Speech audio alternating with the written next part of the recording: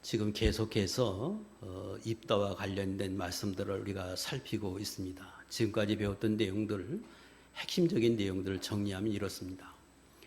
이스라엘 백성들이 하나님을 잘 섬기면 평안했는데 하나님을 찾지 않고 우상을 두면 여지없이 세상의 종이 됐습니다.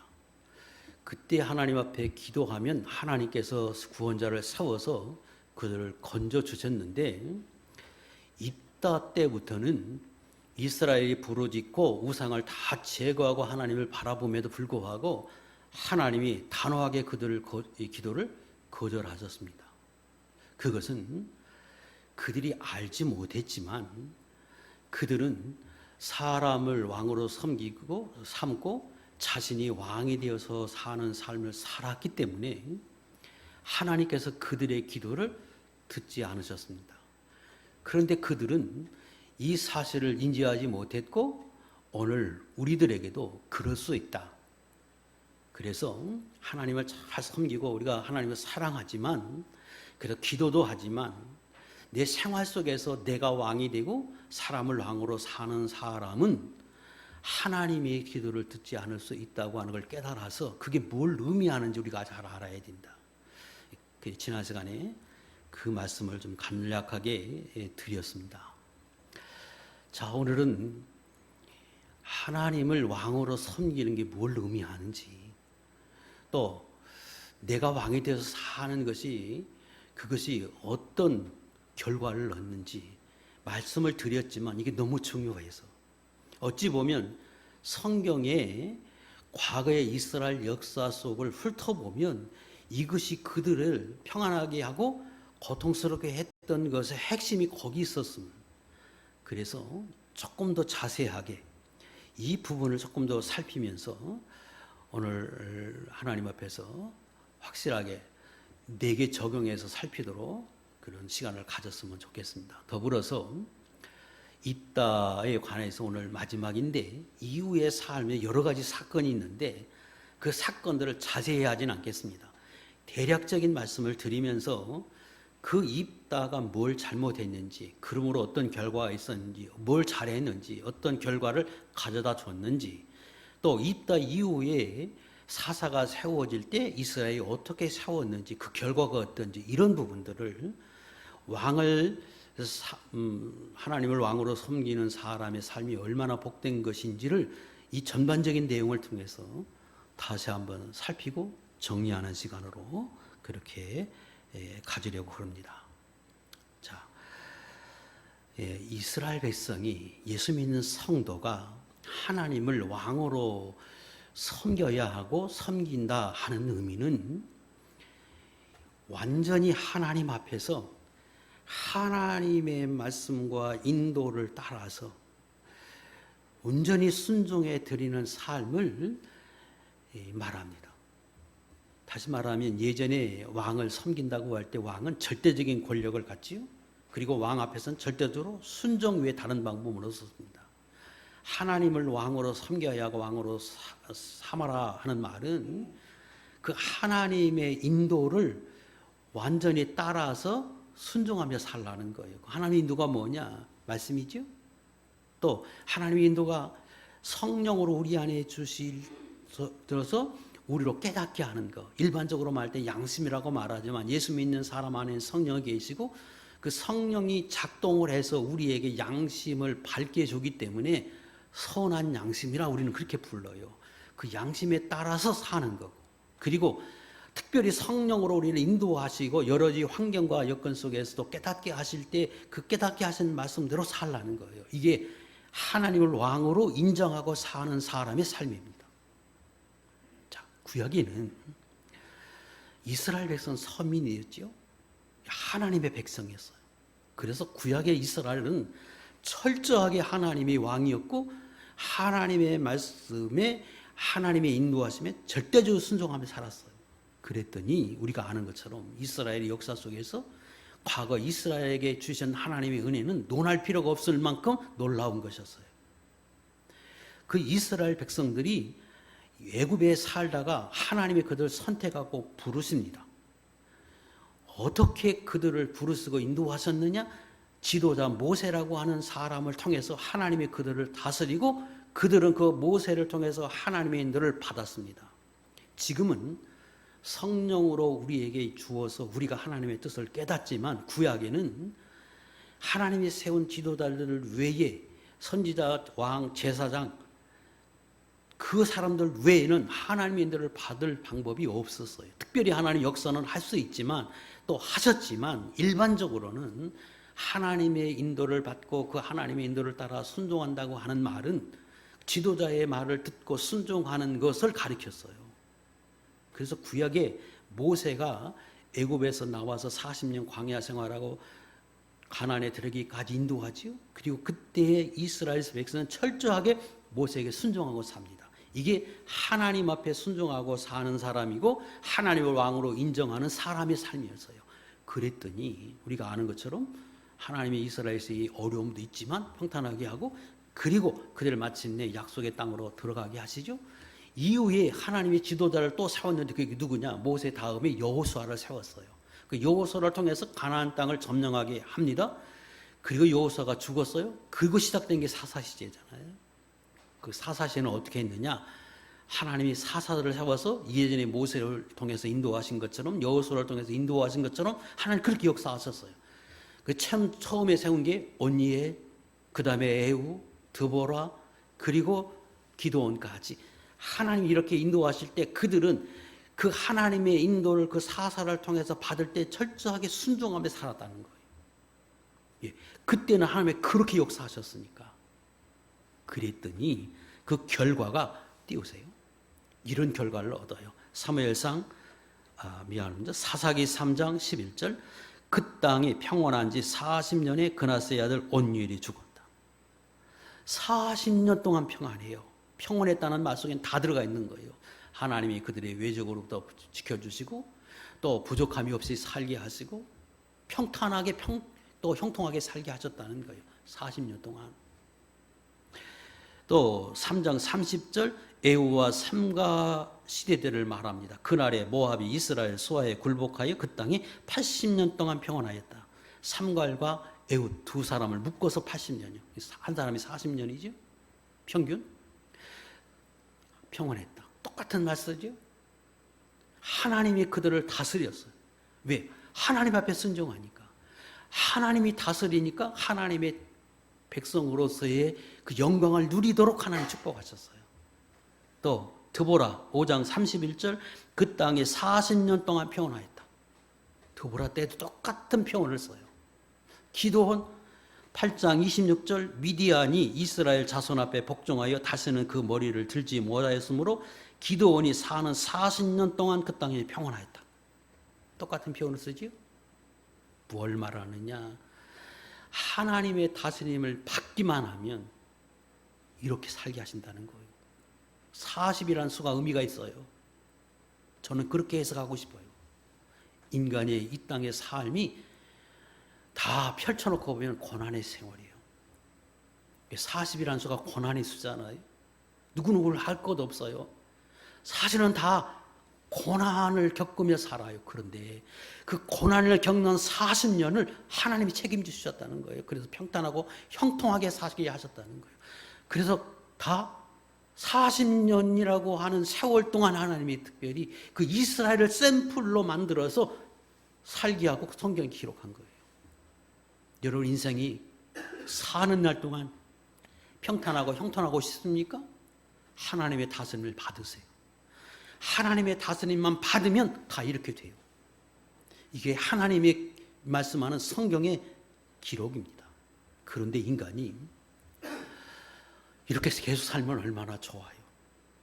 그런데 평탄하고 평안하고 잘 되고 힘이 있고 그러면 어떤 마음이 드냐면 내가 얼마든지 살 수 있겠는데 내 마음대로 살고 싶다. 아니 저 사람하고 같이 뭘 하면 잘 되겠는데 물질이 있어야 되는 거구나. 권력이 있어야 사는 거구나 하고 시선을 하나님 앞에서 두는 것을 세상에 두고 자기에게 두기를 원해요. 그건 본성이에요. 본성이라고 하면 어폐가 있지만 타락함으로 사람이 그렇게 변해버렸어요. 그래서 에덴 동산에도 하나님의 말씀의 핵심이 그거잖아요. 내가 너에게 말씀한 거 다 지켜라. 그러기만 하면 에덴 동산이 다 누리게 한다. 그게 하나님의 핵심이잖아요. 그런데 뱀이 와서, 사단이 와서 꼬여요. 하나님 꼭 그렇게 말했더냐? 그래서 안 죽는다, 괜찮는다. 그래서 선악과 먹게 하죠. 하나님 말씀을 어기게 하죠. 그럴 땐 쫓겨나잖아요. 인간이 자기 뜻대로 살고 싶은 마음이 있어요. 누구나 할 것 없어요. 잘하고 평탄하고 잘 되면 더 그래요, 상관함이. 그래서 이스라엘이 이 네 사람이, 아니 모세, 여호수아 그리고 사사 4명을 통해서 그렇게 평탄하게 했더니 기드온이라고 하는 사람을 보니까 저 사람 왕생이면 좋겠다. 우리가 꼭 하나님의 말씀대로만 살아야 하느냐? 우리가 해도 얼마든지 할 수 있을 것 같다. 그래서 자기가 왕이 되고 싶은 마음이 생겼고, 그리고 다른 사람을 왕으로 삼고 싶은 생각이 생겼어요. 물질을 의지하고 세상을 의지하고 사람을 의지하고 권력을 의지하고 싶은 마음이 생겼어요. 여러분 아니? 인간이 그게 있단 말이에요. 그래서 기드온에게 찾아가서 8장에서 우리의 왕이 되어 주십시오. 당신이 아니면 아들도 좋고 손자도 좋습니다. 그리고 9장에서 진짜 세워요. 그의 아들 아비멜렉을. 그랬더니 그 뒤로부터 완전히 역사가 바뀌어져 버려요. 결과가 전혀 다른 결과를 낳아요. 9장 22절 23절 아비멜렉이 이스라엘 다스린 지 3년에 하나님의 아비멜렉과 세겜 사람들 사이에 악한 영을 보내심에 세겜 사람이 아비멜렉을 배반해서 세겜을 멸해버려요. 성을 다 불태우고 죽여버려요. 자기가 세운 왕이.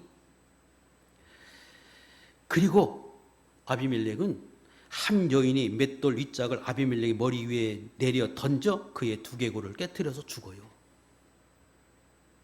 얼마나 비참해요. 힘이 있어 세웠더니 그 사이에 이스라엘은 어떻게 됐겠어요? 얼마나 혼란하고 얼마나 고난이 있어요. 이렇게 변해버리더라는 거예요. 그 다음에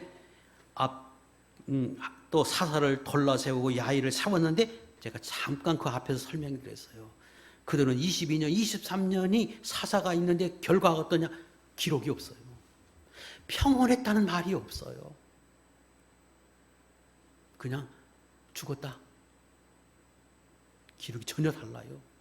그리고 입다예요.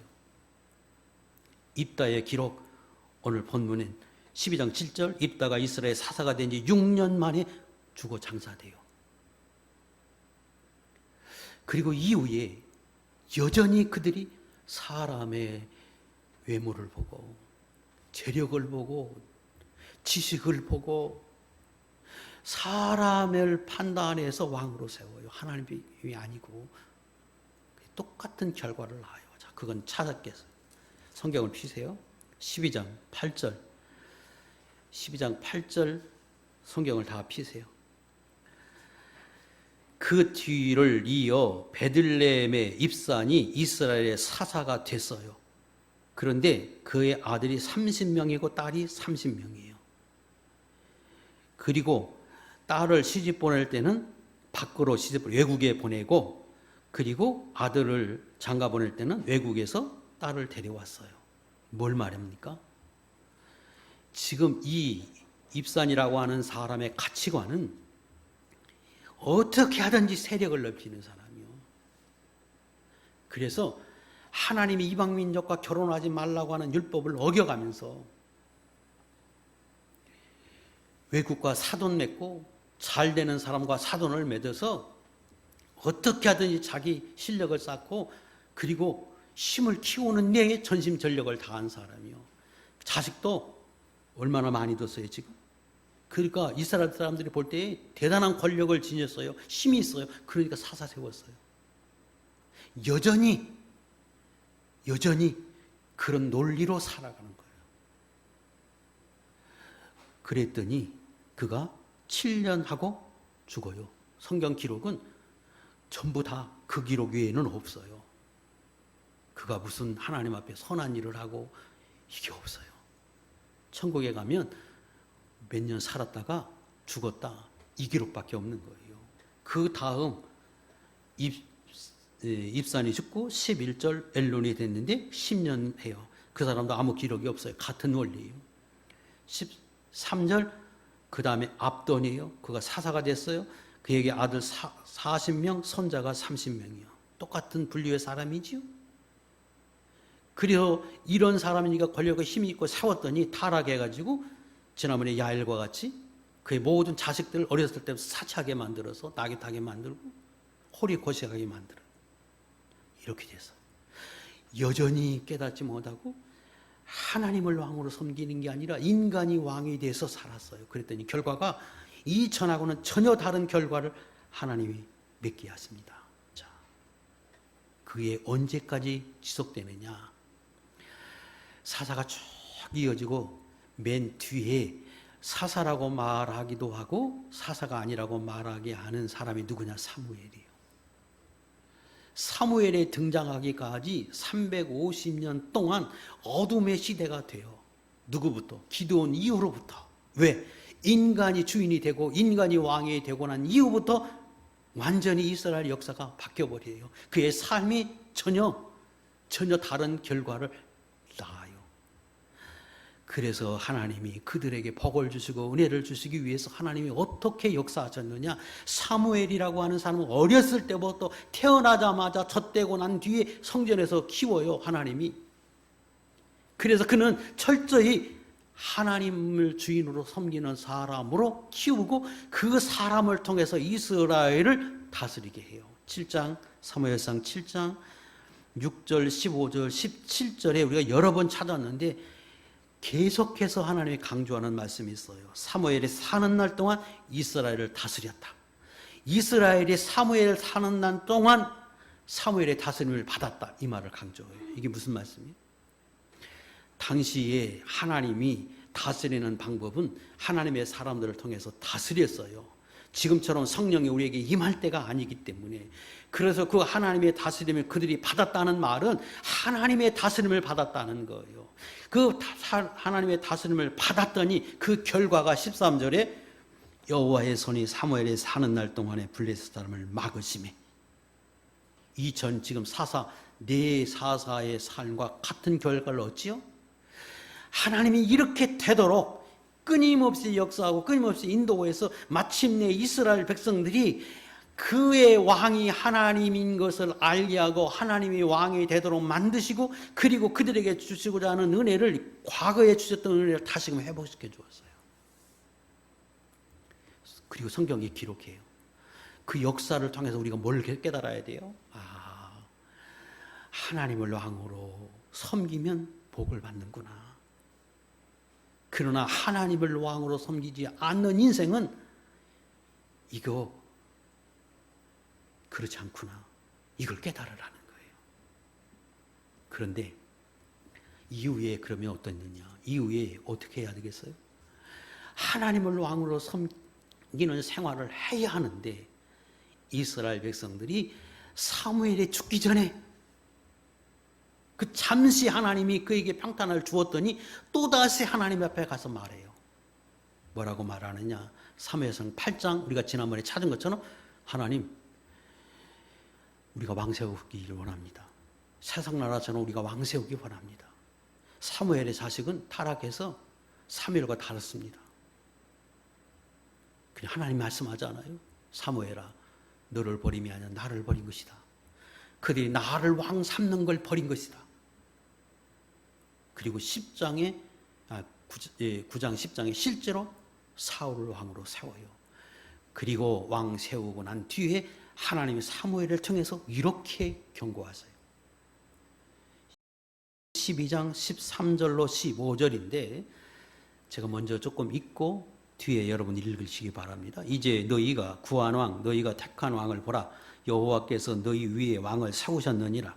너희가 만일 여호와를 경외하여 그를 섬기며 그의 목소리를 듣고 여호와의 명령을 거역하지 아니하며 또 그 다음 시작. 너희와 너희를 다스리는 왕이 너희의 하나님 여호와를 따르면 좋겠지만은 너희가 만일 여호와의 목소리를 듣지 아니하고 여호와의 명령을 거역하면 여호와의 손이 너희의 조상들을 치신 것 같이 너희를 치실 것이라.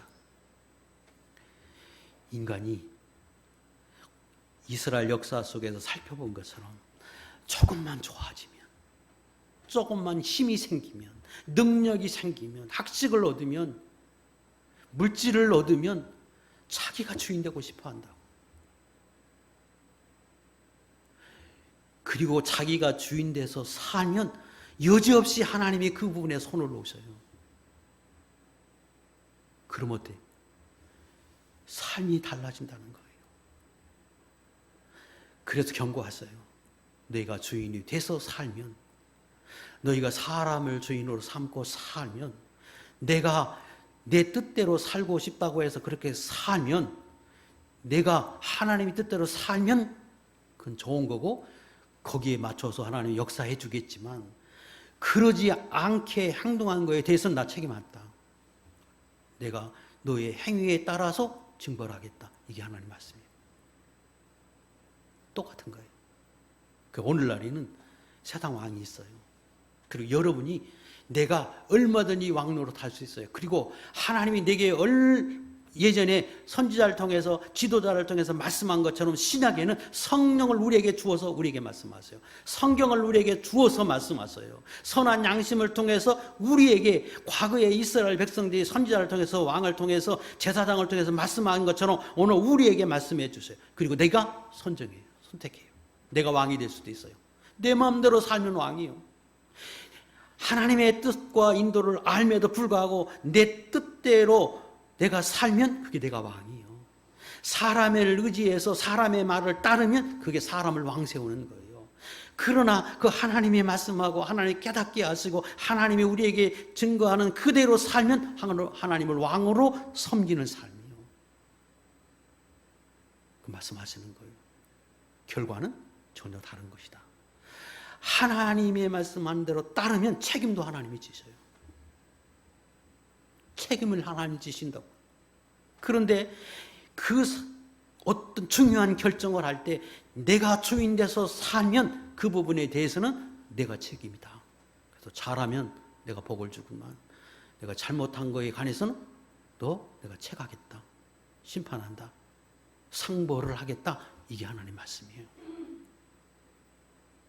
그래서 오늘 예수 믿고 사는 모든 성도들은 성경을 통해서 우리에게 강조하는 중요한 것 중에 하나가 하나님의 왕으로 섬기고 살라는 거예요. 근데 그게 쉽지 않지요. 쉽지 않아요.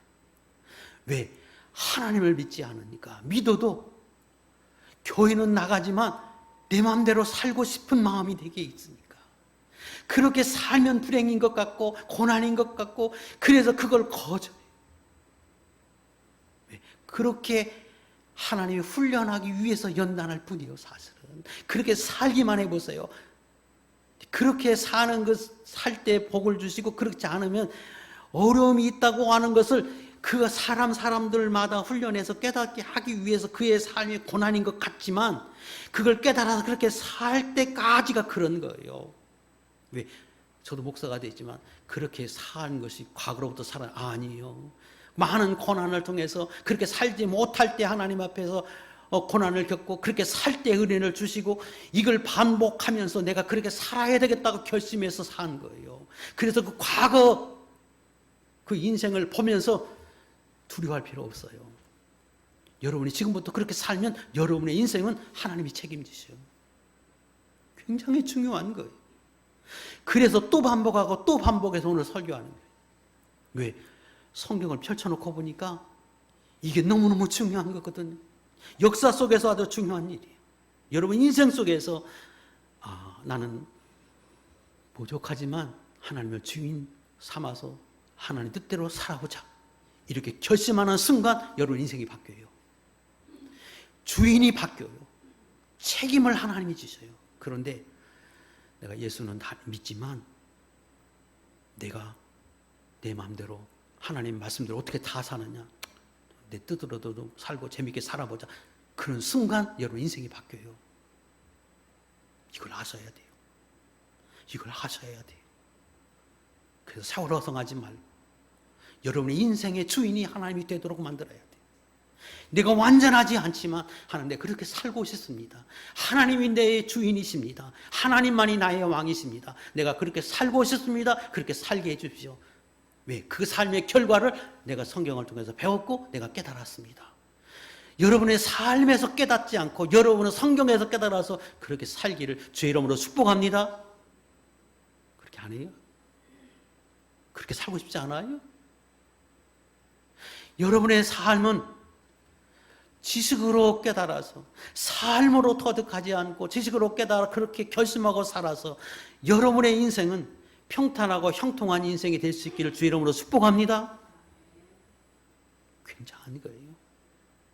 자, 오늘은 이제 입다를 마무리하면서 이 이후에 입다가 자기가 왕이 되어 살 때도 있어. 또 하나님의 왕이 돼서 살 때도 있었어요. 그래서 그 몇 가지 사건을 통해서 어떻게 살았느냐, 그 결과가 어땠느냐, 그 부분만 살피려고 그래요. 그래서 성경을 길게 잡았어요. 그러니까 구체적으로 제가 설명하지 않고 그저 제 눈을, 여러분의 시선을 그가 왕으로 섬기며 행동했는지, 자기가 왕에 대해서 살았는지, 그리고 그 결과가 어떤지 거기에 초점을 맞춰서 설명하려고 그래요. 자, 첫 번째 사건은 암몬과의 전쟁입니다. 11장 11절부터 33절까지 내용이 전쟁하는 장면인데 내용이 길어요. 제가 간략하게 설명하겠습니다. 이런 겁니다. 입다가 암몬이 지금 쳐들어오려고 하니까 사자를 보내서 이야기합니다. 아니, 우리가 당신들에게 잘못한 것도 없는데 왜 치러 옵니까? 항의를 해요. 그랬더니 그 암몬 사람의 사자를 보내서 하는 말이, 당신들이 과거 출애굽해서 가나안 땅에 들어가면서 우리 땅을 뺏었다. 그 땅 돌려달라 하고 요구를 합니다. 그러니까 다시 입다가 사람을 보내서 하는 말이, 과거에 우리가 출애굽해서 가나안 땅에 갈 때 당신들 땅을 지나가지 않았고 뺏지 않았다. 그러므로 당신이 지금 말하는 거 틀린 말이고 부당하다 하고 지적을 합니다. 그리고 그 말은 사실이었어요. 왜? 하나님이 그렇게 하게 하셨거든요. 그래서 에돔, 암몬, 모압이라고 하는 나라는 이스라엘 사람들과 형제지가 아니에요. 노세 후예고, 그리고 야곱의 형제 에서의 후예예요. 그래서 그들과 싸우지 말고 그 땅을 지나가지도 말라고 하나님 말씀해서 실제로 이스라엘 백성이 그 땅 건들지도 않았어요. 그 땅 밟지도 않았어요. 띄우세요. 신명기 2장.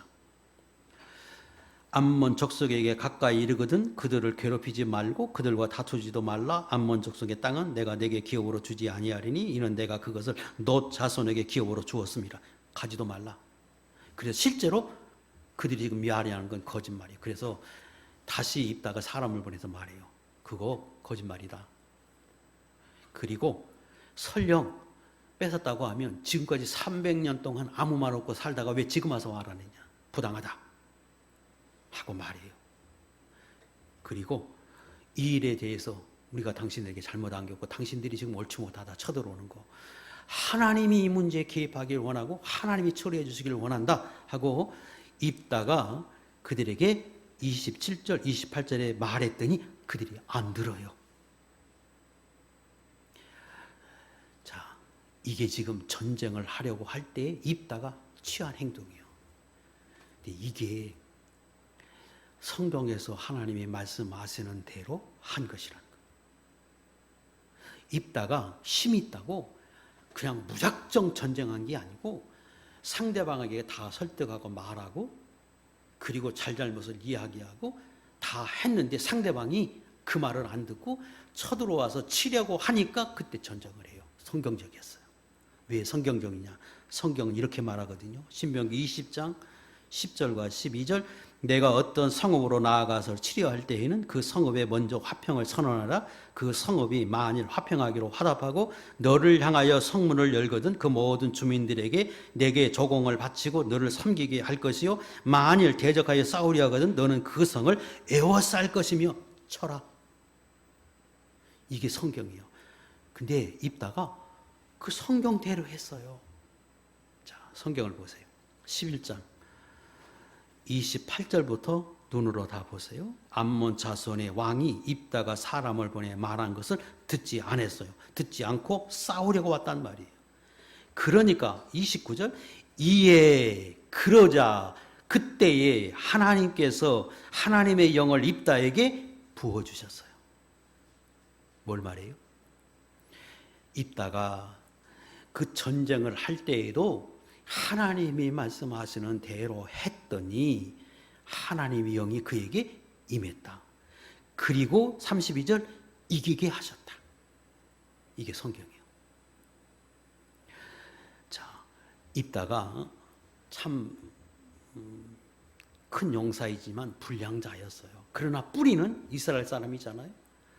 그래서 그가 왕이 돼서 이스라엘 백성의 대표가 돼서 말씀대로 했더니 하나님이 도와요. 그런데 그때에 입다가 두 번째 사건 서원을 해요. 뭐라고 서원하느냐? 30절 그가 여호와께 서원하여 이르되 주께서 과연 암몬 자손을 내 손에 넘겨주시면 내가 암몬 자손에게 평안히 돌아갈 때에 제일 먼저 영접하는 사람을 번제로 드리겠다. 번제는 뭐예요? 태워드리는 거예요. 누구를? 자기를 영접하는 사람을. 다시 말하면 하나님이 내게 이기게 해주시면 승리해서 돌아갈 때 나를 제일 먼저 환영하는 사람을 내가 하나님 앞에 제물로 드리겠습니다. 이렇게 서원한 거예요. 자, 이게 옳은 것이냐? 옳아요? 아니죠. 하나님은 그거 옳지 못하고 성경에 말했고 지금 입다가 이렇게 행동한 것은 당시에 이방인 사람들이 잡신을 섬길 때 그들이 섬기는 몰렉이라고 하는 신을 섬길 때 쓰던 방법이요. 레위기 18장 1절 너는 결단코 자녀를 몰렉에게 주어 불러 통과하게 함으로 내 하나님 이름을 욕되게 하지 말라. 나는 여호와니라. 이방 사람이 하는 짓 너는 하지 말라. 하나님의 형상대로 만든 사람을 불로 태워 죽이는 것 이게 할 짓이냐? 하지 말라. 이게 하나님 말씀이에요. 그런데 지금 입다가 뭐라고 해요? 나는 그렇게 하겠다는 거예요. 자기 주인 된 거지. 자기가 왕 된 거죠. 자기 뜻대로 하는 거예요. 말씀을 어기고. 그랬더니 그 결과가 어때요? 자기 딸이 와서 환영을 해요. 그래서 결국은 자기 딸을 번제로 드렸다 성경이에요. 그때 실제로 태워주겠다고도 해석하기도 하지만 평생에 성전에서 봉사하게 했다 이렇게 해석하기도 해요. 그런데 성경에 보면 그것 때문에 그 딸이 2달 동안 애곡해요. 통곡하고. 그리고 입다도 그 사건으로 통곡하면서 그 일을 해요. 하나님이 서운한 걸 어쩔 수 없이 행하고. 뭘 말이에요? 하나님의 말씀대로 했더니 승리하고 영이 임해서 하나님이 도와서 그 일에 복을 줘서 이기게 하는데 그런데 세상 사람이 하는 짓이라고 번받아서 자기가 그렇게 말씀을 떠나서 했더니 해가 됐더라니 자기에게. 그가 사람을 태워주게 되겠다고 약속한 것은 그 나름대로는 이게 이런 뜻이에요. 하나님이 이 전쟁에 이기게 하시면 내가 최고로 하나님 앞에 큰 걸 드리겠습니다. 최고 귀한 걸 드리겠습니다. 그게 뭐예요? 그 사람이었단 말이에요. 자기 생각은 성경에 어긋난 거지만 그는 지금 하나님 앞에 최선을 다해서 최고의 것으로 자라보겠다고 한 거였어. 근데 그게 성경에 어긋났어요. 그랬더니 그게 자기에게 돌아오더라는 거예요. 자, 또 이런 의미가 있어요. 예수 믿는 사람은 누가 주인입니까? 하나님. 세상 만물의 주인은 누굽니까? 하나님이요. 이걸 믿고 섬기는 사람이 예수 믿는 사람이에요. 그래서 하나님이 성경에서 지금 강조하는 건 내가 왕이다. 그러니 너는 왕으로서 내 앞에서 내 뜻에 따라서 살라. 이게 하나님의 명령이고 성경의 중심이에요. 그래서 세상에 있는 모든 것 다 하나님 거예요. 그걸 인정하라고 하는 것이 11조잖아요. 다 하나님 것인데 내 마음대로 누리게 하고 하나님이 그렇게 하게 하셨으므로 그걸 인정하는 표로 11조를 내라 하는 게 하나님의 말씀이에요. 또 하나 하나님 말씀하는 게 성전세 내라. 이스라엘의 모든 백성은 속전이라고 하는 걸 드려야 한다. 1년에 한 세겔, 돈은 얼마 안 돼요. 영적인 의미예요. 너를 지켜주고 보호해주고 죄를 지어도 살려주고 죄를 지어도 살게 하고 평안하게 하고 질병에서 건져주고 그 은혜를 깨달아서 하나님 앞에 속전을 드려라. 그래서 그 속전은 뭐냐면 감사를 하는 거예요. 그래서 봉사하게 하고 그래서 예물 드리게 하는 거예요. 그게 헌금의 시초고 또 그게 정신이고 우리가 하나님 앞에 헌신하는 것에 그 근거가 되는 것이 속전이에요. 성전세. 이 두 가지가 성소이면 하나님을 왕으로 섬기는 사람의 마땅히 드려야 하는 책임이기도 하고 하나님의 요구사항이에요. 그런데 사람은 그렇게 하나님 앞에 순종하고 행해야 함에도 불구하고 물질이 많아지고 힘이 생기고 건강해지고 잘 되면 자기가 왕 되고 싶어요. 또 자기가 왕 노릇 하려고 해요. 그러면 어떻게 변하느냐 그러면 하나님 내가 가진 거 이만큼 드릴 테니까 내게 복을 주면 이 일을 이루어지면 내가 이만큼 드릴게요. 누가 주인이요? 하나님 주인 아니에요. 그건 그렇게 바꿔줘 버려요. 교회에서 봉사했어요. 헌신했어요. 내가 하나님 교회 몇 년 동안 언제까지 어떻게 헌신했는데 하나님 내게 뭐 줄래요? 근데 왜 내게 이렇게 대우해요? 이게 뭐예요? 이렇게 변해버려요. 이게 인간이 주인된 모습이에요. 자, 이따가 지금 뭐라 그래요? 하나님, 내가 왕 됐어요. 그러니까 하나님, 이제부터는 날 도와주세요. 그래서 하나님 뭐라고 말해요? 그래, 네가 내 말로 지금 내게 와서 선포하는구나. 하나님 그렇게 성경에 표현했지요. 그리고 하나님 앞에 지금 가서 거래하는 거예요. 이 전쟁에 이기게 하시면 최고 큰 선물 드릴게요. 자기가 왕 돼가지고. 그런 자세로 그런 모습으로 하나님 앞에 드리면 오히려 자기에게 해라는 거예요. 자기에게 해를 입는다고 하는 게 여기서 말해주고 싶은 거예요. 하나님의 것을 하나님께 드리면 마땅히 내가 그렇게 사는 거예요. 그래서 하나님의 필요하면 감동하는 거예요. 나귀, 새끼 끌고 와라. 하나님이 것이니까 사람에게 묻지 않고 가져오라 그러죠. 감동이에요. 필요하면 하나님이 감동해요. 거기에 순종할 뿐이에요, 우리는. 그래서 하나님이 내게 감동하셨다 그러면 내가 순종할 따름이에요. 그리고 그러지 않으면 하나님이 내게 요구한 거 내가 그러고 들고 살면 돼요. 그런데 사람이 교만해지면 높아지면 왕이 되면 하나님과 타협하려고 그래요. 거리하려고 한다. 이렇게 해주면 내가 그렇게 할게요. 그 하나님의 자리에서 1대1로 거래하려고 하는 심성을 가졌어요. 인간이. 그리고 그렇게 했다고 생각해. 그래서 하나님 앞에 요구도 하고 불만도 갖고 시험도 들고 교회도 허틀어 놓고 자기가 주인으로 살려고 하는 거예요. 이게 지금 이타의 모습이에요. 그랬더니 그 행동이 고스란히 자기에게 해가 되게 했었다는 거예요. 그래서 자기가 통곡하게 만들잖아요. 자기 딸을 들이하게 생겼으니까. 하나님은 그걸 말해주고 싶은 거예요. 내가 주인 되지 말라. 무엇이든지 주인같이 행동하지 말라고 교훈하시는 말씀입니다. 세 번째, 12장 1절부터는 에브라임 사람들과 다투는 광경이 나와요. 왜 다투느냐? 그러면 눈으로 보세요. 12장 1절, 에브라임 사람들이 입다가 전쟁에서 이기고 나오니까 그러니까 찾아와서 이렇게 말해요.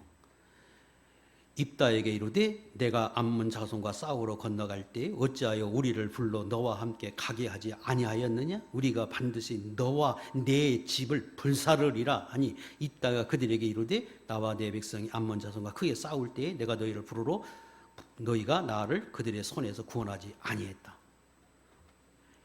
에브라임이 지파가 입다에게 나와서 왜 전쟁하려고 하는데 나에게 말 안 했느냐? 그러므로 내가 너희 사람을 다 멸해버리겠다 하고 협박해요. 그 입다가 말해요. 그러지 않고 내가 당신들에게 다 말했다. 근데 당신들이 안 나왔다. 그래서 나는 3절에 내 목숨 걸고 싸워서 이 전쟁에서 이겼더니 내가 와서 이렇게 말하느냐? 이건 옳지 않다. 그리고 그게 사실이에요. 그 에브라임이 왜 이렇게 말했느냐? 그러면 그가 장자 집안이거든요.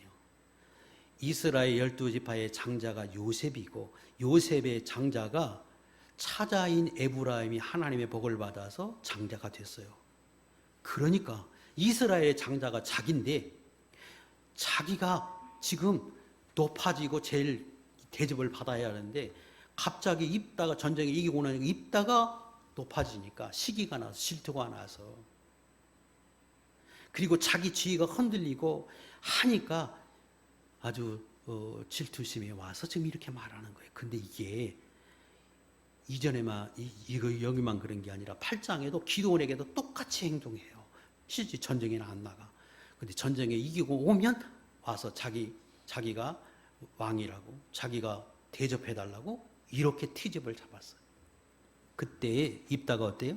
4절에 너 잘못했다. 그리고는 길르앗 사람들을 모아가지고 데리고 나가서 전쟁을 벌입니다. 그리고 6절에 4만 2천 명을 죽여버려요. 분노해가지고 이스라엘 민족이 이스라엘 사람들을 싸워서 4만 2천 명을 죽여요. 자, 이게 잘한 걸까요? 이것도 똑같은 전쟁이면 이전같이 했어야지요. 다 이야기하고 다 말로 하고 설득하고 그래도 싸우겠다고 하면 전쟁을 했으면 괜찮은데 지금 분노해가지고 그래가지고 가서 그랬더니 그 다음 7절에 입다도 죽어요. 자, 하나님 입장에서 봅시다. 아니 감정이 상한다고 기분 나쁘다고 자기가 왕인데 대적했다고 가서 죽이면 이거 입다가 왕 노릇한 거예요. 옛날 왕 거역하면 어때요? 죽었어요. 내가 왕인데 내가 대장인데 어디 와가지고 지금 말 같지도 않은 소리 해. 그래서 그냥 처단해버려요. 자기가 왕된 사람의 모습이에요. 그랬더니 자기도 죽어요. 이것이 지금 하나님이 우리를 통해서 말씀해 주고 하는 거예요. 사람이 왕되지 말고 이 세상에 살아갈 때 하나님이 왕돼서 살라. 모든 면에서. 그러면 하나님이 복 주신다. 은혜 주신다. 자, 마지막으로 기도는 어땠느냐. 8장 1절로 3절 눈으로 보세요. 8장 1절로 3절 똑같은 일을 기도원 때도 에브라임이 했어요.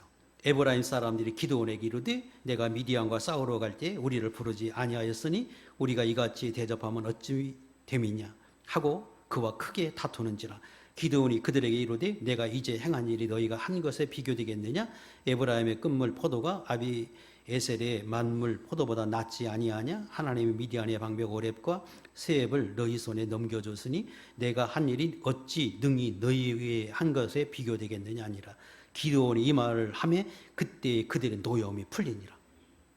이게 하나님을 왕으로 섬기는 사람의 모습이에요. 하나님은 이렇게 하라고 하시지 이게 성경이지 입다처럼 행동하려고 하는 것은 자기가 왕된 사람의 모습이에요. 전혀 다르죠. 이렇게 살았더니 하나님이 그들의 삶을 책임져서 은혜와 복을 받도록 하게 하셨다. 이것이 오늘 우리가 보려고 하는 이 입다의 인생 속에서 받는 교훈입니다. 자, 다시 한 말씀 정리합니다. 제가 이걸 그렇게 길게 말씀드리고 이스라엘 역사를 다시금 들추어서 말씀드리는 것은 이게 너무 중요한 일이기 때문에 우리 인생 속에서 얼마든지 부딪히고 시시각각으로 부딪히는 문제이기 때문에 그 어떤 문제 앞에서도 하나님을 왕으로 인정하는 삶을 살라. 그러면 그 문제에 관해서는 하나님이 책임지시고 인도해 가신다. 절대로 내가 왕이 되어서 살지 말라. 또 왕이 돼서 살지 않도록 내가 힘써야 된다. 우리가 인간이 연약한 거로 내가 완전히 그럴 수는 없으나 우리 중심이 중요해요. 하나님은 나의 왕이십니다.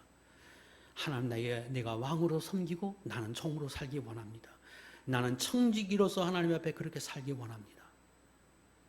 그렇게 기도하고 그렇게 살려고 할 때 하나님 내 삶을 책임지고 우리의 삶을 책임져서 하나님 인도해 주신다. 이걸 깨닫고 여기 계신 모든 분들은 그렇게 결심하시고 여러분의 인생 속에서 하나님을 왕으로 섬기는 삶을 살아서 여러분의 인생이 평탄하고 형통하고 하나님 기쁘시게 하는 그런 모습의 종들이 될 수 있기를 주의 이름으로 축복합니다. 기도하겠습니다.